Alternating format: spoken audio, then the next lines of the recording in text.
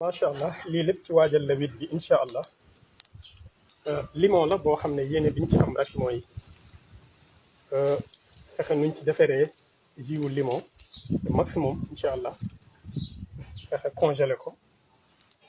le 7 ñu ànd ak moom fa nga xamante le 8 ñu ànd ak moom incha allah ci terrain meeting ba nga xam ne dina nekk bis boo xam ne engagement bi rek gis ngeen ni mu toll dayo yu fa ko waay natt wees na ko waaye nag dina tàng te dina metti incha allah moo tax lépp lu ci waay mën a contribuer rek ci bégal patriote yi parce que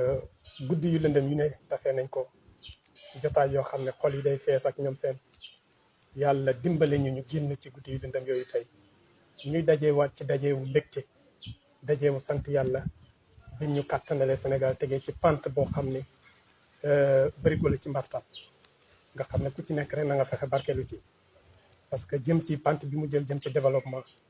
jëm ci social jëm ci Sénégal goo xamante ni ñëpp ay bokk di ko sant yàlla moo tax yéene bi ñu am ci limon bi ngeen di gis rek mooy def ko ay jiwu limon incha allahu rabbi ànd ak moom suñu yeggee wala di ko bégalee ak mbokki patriote yi incha allah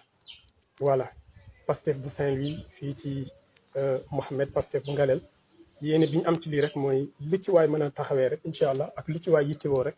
dinañu fexe ba nga jot ci ñu fexe am def ay jiwu limon congelé ko le maximum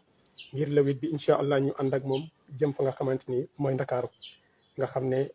macha allah jaam yàlla dinañ ko yittewoo lool lépp rek bokk ci bégalee ko patriote yi waaye itam addiyal ko GPS bu Saint-Louis ak mboolem patriote yi nga xamante ni engagé wu leen fii ci Saint-Louis jëm fa nga xamante ni mooy terrain meeting ba le 8 incha allahu rabbi